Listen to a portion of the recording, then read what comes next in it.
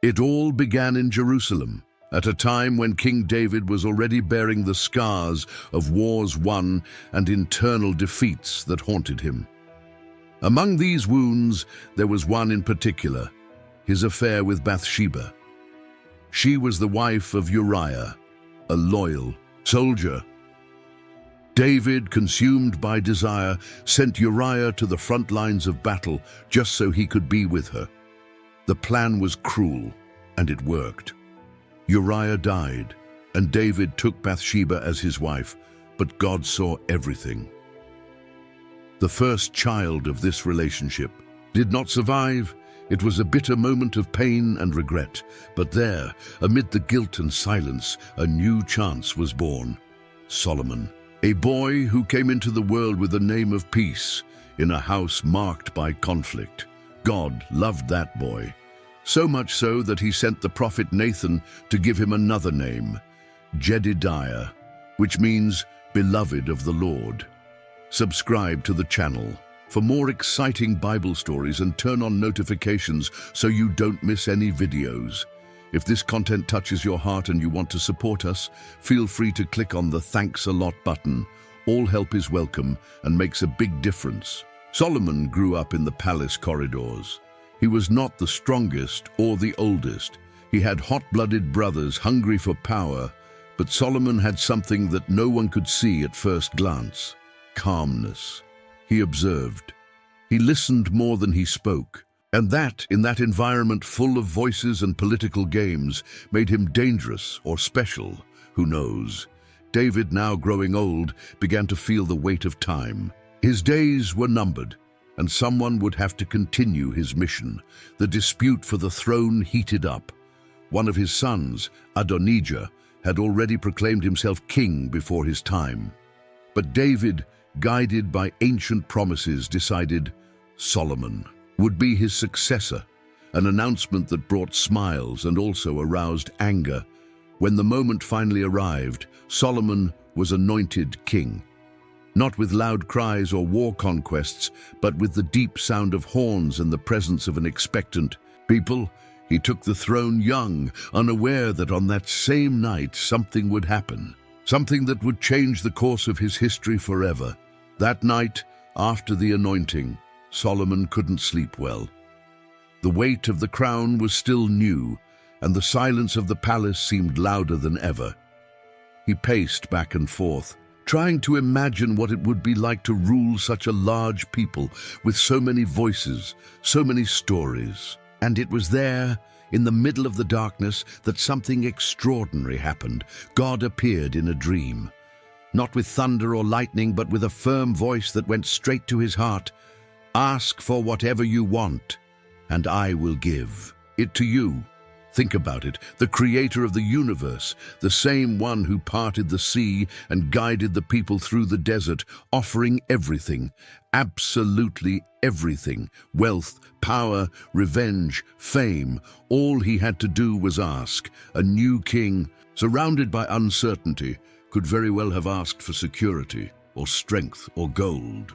But Solomon, with a heart still light, made a different request. Give your servant an understanding heart to judge your people and to discern between good and evil. That's all. Wisdom. He saw himself as small in the face of responsibility. He didn't ask for protection, but to serve better, and that answer moved heaven. God was so pleased that he said, "Because you have not asked for long life, nor riches, nor the death of your enemies, I will give you wisdom like no one else has ever had.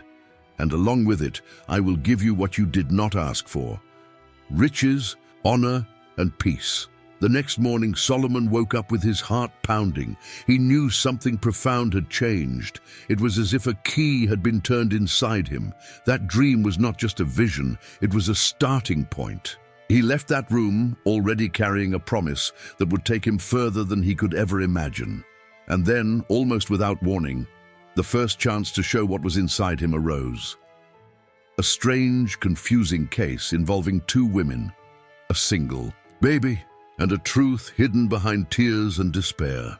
The case arrived early at the palace. 2 guards accompanied 2 women, both exhausted, with swollen eyes and words stuck in their throats. Both claimed to be the mother of the same baby. There were no witnesses, no evidence, only crying, anger, and despair. One of the children had died during the night, and now there was only one boy left and 2 different stories about who he was. Solomon sat on the throne. The people gathered around, curious to see how the new king would resolve the matter. He listened to both women. One spoke with pain, the other with fury. Their words were tangled, and the atmosphere was heavy like a storm cloud, until Solomon, with a calmness that seemed strange, asked for a sword. The hall fell silent, glances crossed, confused. The sword arrived, and Solomon said, "Cut the child in half, and give half to each of them." The shock was instantaneous. A murmur began, but before the guard could move, one of the women cried out, "No! Don't do it! Give the baby to her! Just don't kill him!" The other crossed her arms and replied coldly, "He's neither mine nor yours. Let him be no one's." Solomon then pointed, "This is the real mother. Give the baby to her." The decision was like a bolt of lightning. Everyone there was speechless. The king not only discovered the truth, he exposed the heart of each woman.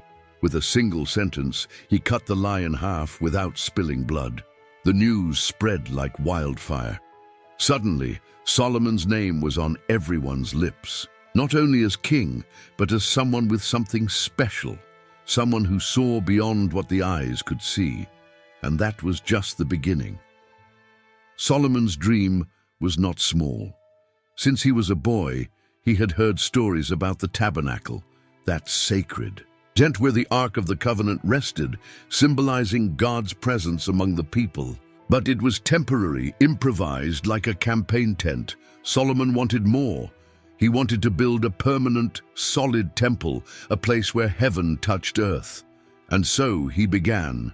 He summoned the best craftsmen and the finest materials. Cedar from Lebanon, pure gold, hand-carved stones. Every detail was thought out as if it were being made for God himself to sit there.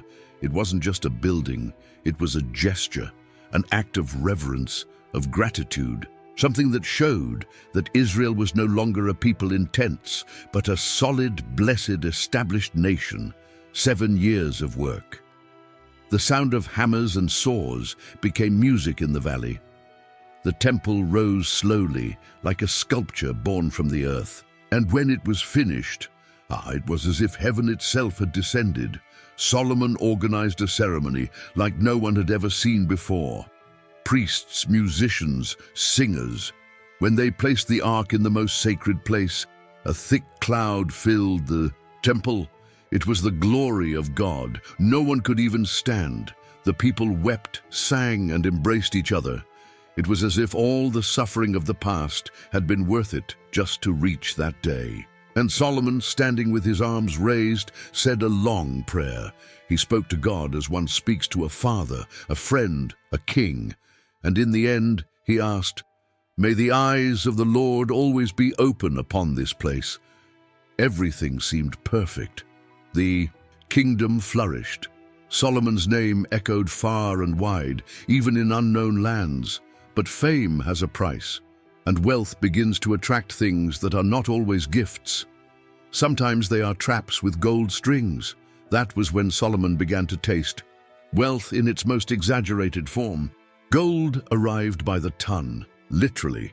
The annual tribute alone amounted to about 23 tons of the shiny metal, not counting what came in through trade, taxes, and gifts. There was so much that silver became a common item, almost worthless. On the streets of Jerusalem, the palace walls sparkled, the thrones had lion-shaped armrests, and the cups in the royal kitchen were made of solid gold. Ships set out on long voyages and returned laden with treasures, ivory, precious stones, rare woods, exotic animals. He accumulated everything. Horses from Egypt, war chariots, musicians, dancers, slaves, jewels, spices. His palace looked like a piece of heaven fallen to earth, only lined with Persian rugs and surrounded by carved columns. Solomon became the richest man on earth. kings from other nations sent gifts just to gain an audience with him. It was as if the entire known world revolved around that throne in Jerusalem. But amid such luxury, an almost imperceptible detail began to repeat itself. The name of God appeared less and less in the accounts. Solomon was still wise, yes. He still ruled with justice, but something had changed in the rhythm of things. Gold spoke louder. Decisions were made based on other interests. Alliances now came with marriages and treaties. And the more he accumulated, the more he felt the need to keep everything under control. Even so, his fame continued to grow. And it was because of this fame that one day, from far away, a powerful, curious, and daring woman appeared. The Queen of Sheba. She did not come for gold or political agreements. She came to see with her own eyes if Solomon's wisdom was all that they said it was, or if it was just another well-told story. She came from far away, from a hot land full of spices and mysteries, where caravans took weeks to cross the desert. The Queen of Sheba was not only beautiful and powerful, she was curious. And when the stories about Solomon reached her palace, she was not satisfied with reports. She needed to see with her own eyes if this king was really all that, or if the people were exaggerating as usual. She arrived in Jerusalem with a breathtaking entourage, camels carrying gold, rare perfumes, precious stones. But she did not come to buy or sell. She came to test him. She had a list of sharp questions, riddles, and dilemmas. She wanted to know if Solomon's wisdom could withstand the challenge of someone who was not easily impressed. Solomon received her with great pomp. Carpets were spread out, musicians played, and the palace gleamed. But none of this intimidated the queen. And there, sitting face to face, the two began a duel of words. She spoke with intelligence and provocation. He responded calmly and clearly. One threw the bait, the other fished naturally. And at the end of each exchange, the queen's eyes shone a little brighter. Then she went to see the king's house. The kishtar, well-dressed servants, the lavish table, the order of every detail. Everything seemed to have been thought out by invisible hands. She stood in silence for a few minutes, taking it all in, and then she said, almost in disbelief, "They didn't tell me half. Your wisdom and prosperity surpass everything I've heard." She left, leaving gifts, alliances, and admiration. But she also left something else, the feeling that everything was too grand, too perfect, like a castle so bright that it dazzles. And when the light is too bright, it can be difficult to see what is beginning to rot inside. Because while the halls were filled with gold and praise, Solomon's heart began to entangle itself in desires that did not come from heaven. They came from earth. Solomon, with all his wisdom, began to make choices that seemed strategic, but that stirred something much more delicate: the heart. He married foreign princesses, daughters of powerful kings. First one, then another, and another. Each marriage came with a peace agreement, a new trade route, a promise of growth. Little by little, 1,000 women came to occupy a place in his palace. But they were not just wives. They were daughters of peoples who worshipped other gods. And with them came images, rituals, incense, altars. At first, they were just reminders of their cultures. A space here, a tribute there. But the king, who once prayed on his knees in the temple, now walked through corridors filled with statues that had no eyes but seemed to observe everything. He built altars on hills, erected sacred poles, and lit fires on pagan altars. To please his wives, he sacrificed to the god Astarte, to Moloch, to Chemosh, gods who demanded even the blood of innocents. The man who once sought wisdom to rule with justice now knelt before idols of stone and wood, and God saw it. He saw everything. The betrayal was not in words, but in actions. It was as if Solomon was saying with his life, "I no longer need to trust only in you. I can take care of myself." His heart, once filled with light, began to darken, not all at once, but slowly, like the sun setting behind the mountains. And when the light disappears, it is in the darkness that the voices of error speak loudest. Even so, God did not destroy him, but he sent a message, a warning. And this warning did not come with thunder, it came with a voice, a firm word sent by a prophet. It was like a last call, a warning sign. It was in this setting, amid lavish parties and burning foreign incense, that the voice of God spoke to Solomon again. But this time it was not a dream. There was no embrace, no praise. It was direct, without beating around the bush. God sent a prophet, a messenger with words as sharp as a blade. Because your heart has turned away, because you have bowed down to other gods, the kingdom will be taken from you. Those words fell like a stone on the king's heart. It was not just a rebuke, it was a sentence. However, because of the promise made to David, God would still hold back for a while. It would not be during Solomon's reign, but during his son's. And even then, he would not take everything. One tribe would remain, out of mercy. Because of an ancient covenant, Solomon heard and ignored it. Instead of being broken, he reacted with fear, not of God, but of losing control.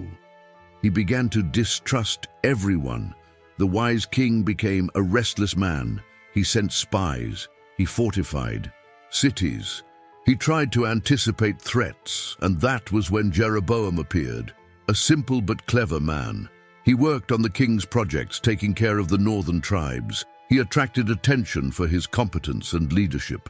And then, one day, in the middle of the road, he met a prophet, the same one who had spoken to Solomon. The prophet took off his own cloak, tore it into 12 pieces, and gave 10 to Jeroboam.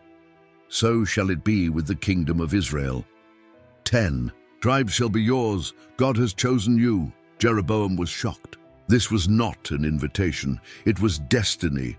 The news reached the palace. Solomon, instead of listening to what God was doing, wanted to stop it. He tried to kill Jeroboam, but the man fled. He ran to Egypt and hid, and the king, now old, was surrounded by gold, strange altars, and fear.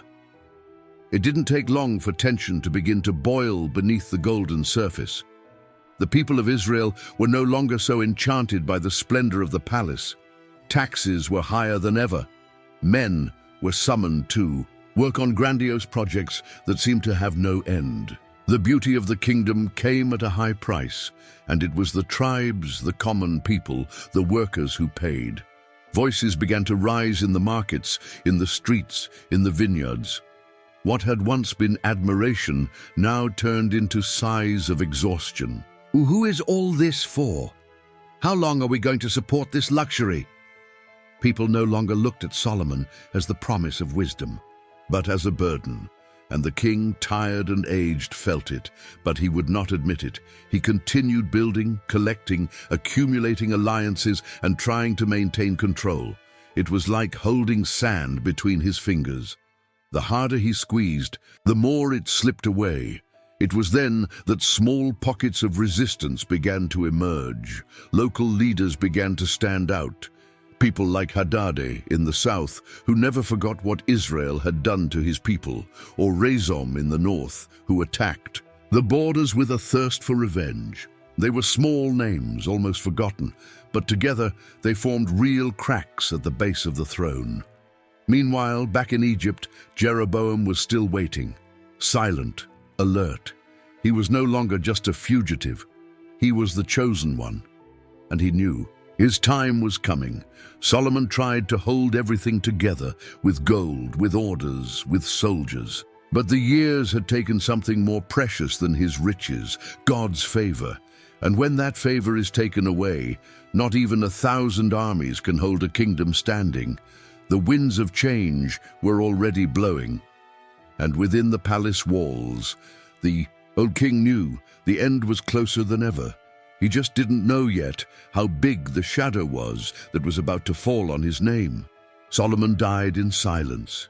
No trumpets, no grand farewells. He was buried in the city of David, surrounded by the wealth he had built, surrounded by walls of gold, but with his heart far from the brilliance that had once guided him. He reigned for 40 years of peace, wisdom, glory, and also of downfall. The man who began as the son of promise ended as a symbol of a fractured empire.